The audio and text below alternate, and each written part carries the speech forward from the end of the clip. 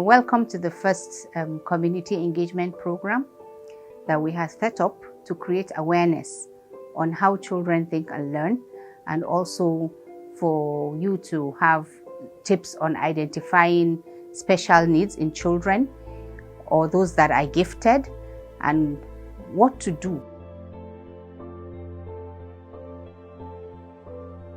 The community engagement program, optimizing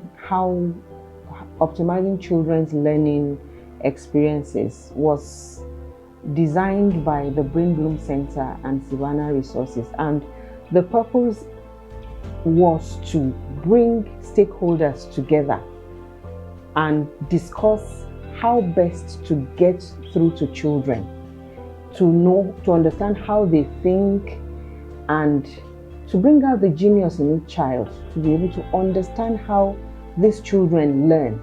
And what we've noticed is that there are a lot of gaps. You find children being on the same level for many years, not making much progress, which is frustrating both for the students, for the teachers, and the parents. That's why we've decided to create this awareness, so people are aware and they know which way to go.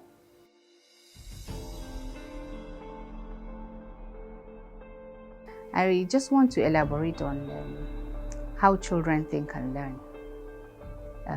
We seem to be moving away from traditional method of teaching that we went through. Now there's a lot of combined curriculums, there's a lot of after-school activities, and teaching and learning has sort of become a monotonous thing, But children, they're different kinds of learners. Even we as adults, we learn differently.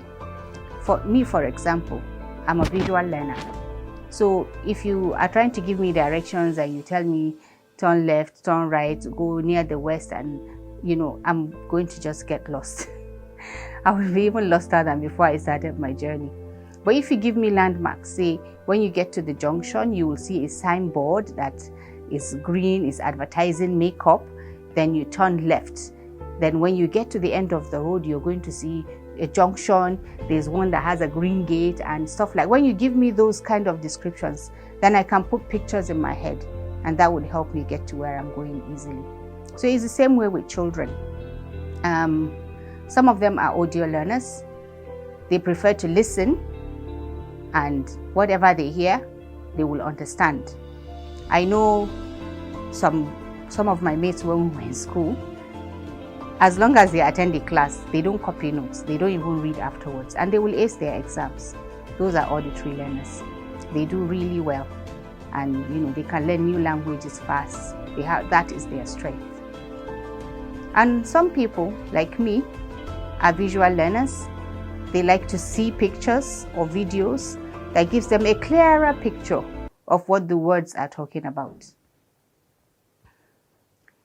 Others are kinesthetic learners. For the kinesthetic learners, just hearing and seeing things is not enough for them. They have to manipulate them. They have to touch and feel and explore. And that is the best way to learn. I mean, everybody is a kinesthetic learner, whether you're auditory or visual. If you're given that kinesthetic experience, it helps. The Montessori says the hand is a pathway to the brain. Whatever the hand touches, we have in the muscles, we have neurons that carry information to the brain. That's why when you touch something hot, it registers in your brain immediately and you react. So when you do things with your hands, it sends messages to the brain, and it helps the brain to understand and coordinate that information and classify it where it belongs. And that's what learning is all about. Every children have their own uniqueness. Some have struggles in this side and they're excelling on the other side. Some have struggles in that other side and they're excelling on this side. A child may have been able to talk freely or make some words or even sentences, and before age 3 and 4, you discover that everything seems to be diving back down, and the core things they've been able to learn, they're going back.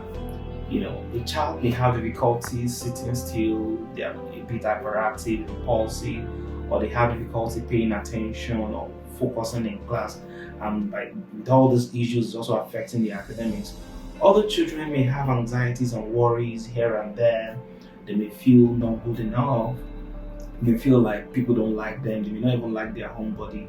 Other children may have difficulties with social interaction. They may be engaging in repetitive behavior or ritualistic behavior, and also communication issues. So there are a lot of issues that children struggle with without even tagging a name to that. But whatever it may be, everything comes back to how can we make sure all those children get help. The parents of children who have any kind of challenge, whether it is a learning challenge or it's actually one of those deeper mental challenges that are physically manifested as well, the first thing they need to do is they need to understand what the problem is. You need to have a proper assessment. As human beings, we are all different. We're all wired differently. But children with special needs, their own neurological differences is slightly more than what other neurotypicals go through. Even other neurotypicals, we have our brain dominance.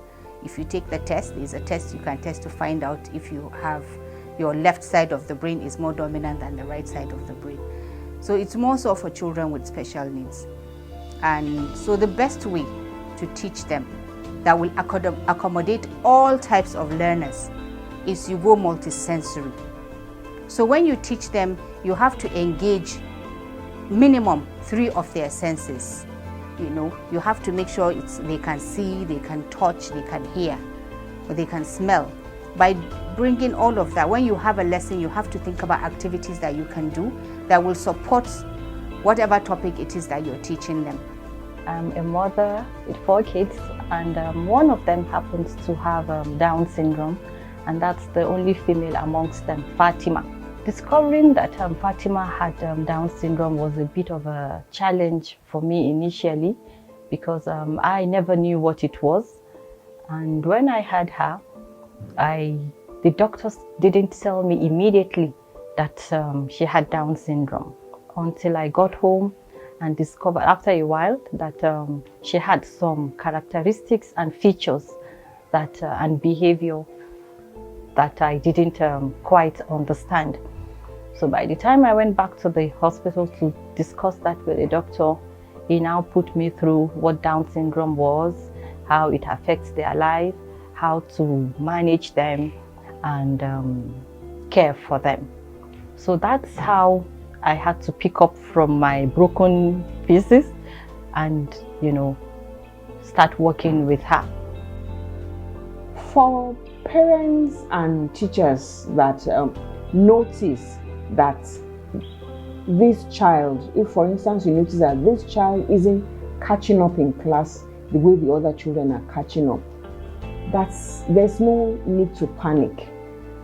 It's just a pointer to the fact that this system is not going to work for this child. You know what we always say, there's no such thing as a wrong child. It is the system that is not tailored towards that child. So when you notice that this child is different, the first thing we will advise is talk to someone, get an assessment. Initially, you will go through the motions of denial, sometimes anger, sometimes self-pity, but we will come out of it. They are professionals, they are people that are passionate in this field to help you get through to the child and bring out the best in them. There's really nothing to panic about. People are different. That's just it. And let's not try to force every child to be the same, because we're not the same. How can we make sure that we get the right assessment? How can we make sure that it doesn't just stop in assessment? How can we provide the right intervention? And the first step starts from the parents or from the teachers that spend time with these children in school, or whatever behavior we may observe. It may be a guess, it may be just one instance. The ideal thing for you to do is to approach your doctor, maybe a general practitioner, a pediatrist, or if you think you're sure what is going on, see a clinical psychologist or a psychiatrist to do the appropriate assessment for these children. and to draw out a best clinical intervention or treatment plan for this child, so that the child can start living to their optimal potential. And one thing we need to know is that early intervention helps better. You get a better result with early intervention. Try as much as possible to reach out professional. I was made to realize that it's a genetic disorder that changes the way their brain functions and their body develops. So because of that, it causes a lot, and that alone causes a lot of developmental delays and learning disabilities for them. So that said, we needed to ask the doctors, what do we do? He said the first thing to do is to seek early medical intervention. And when you go to the professionals and they tell you, yes, you seek medical early intervention, but what is early intervention? Early intervention means like having the specialist to examine her, and then they now tell you how to go about it. These early interventions come in the form of speech therapy, occupational therapy, physical therapy, specialized education needs, and some social interventions as well. So all those were things we needed to go through to ensure that Fatima, lived a meaningful life. So with all those interventions we had, we were able to take her from gradually to where she is today. What I would say to parents who have, particularly when it comes to something like dyslexia, because the children they look like everyone else. I don't use the word normal because normal doesn't exist. All of us have our abnormal things, which makes normal. Therefore, as we say in psychology, it's under a curve.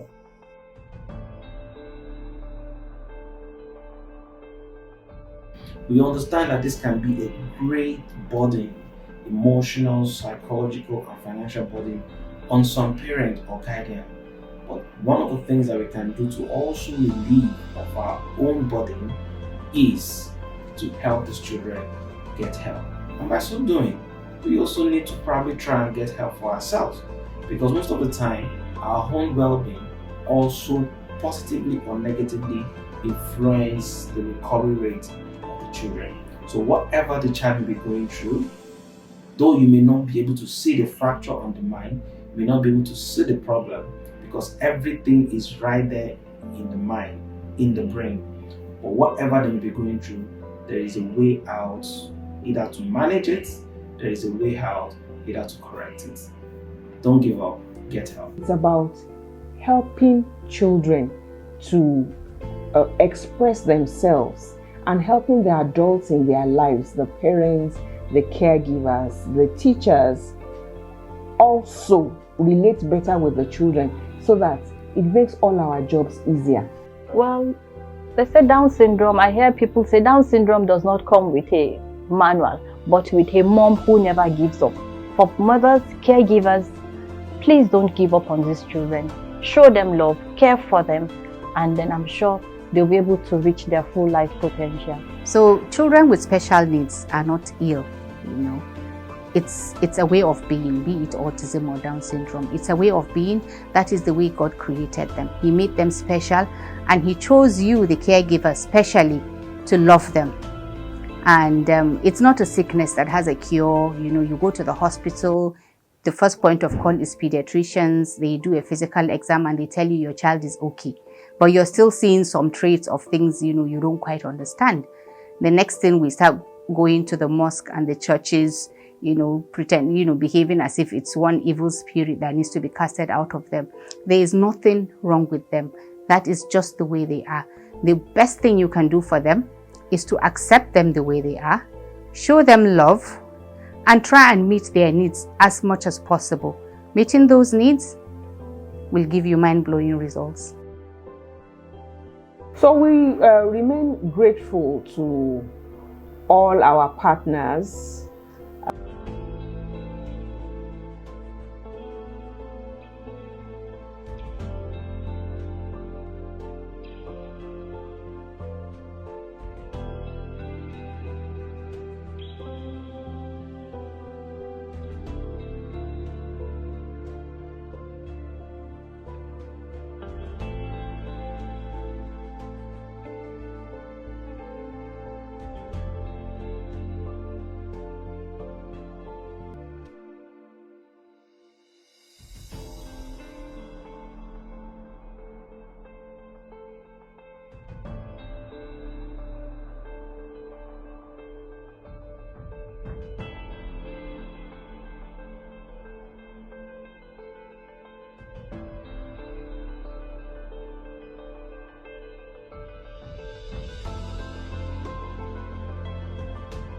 all our friends. Thank you so much for making this program a success.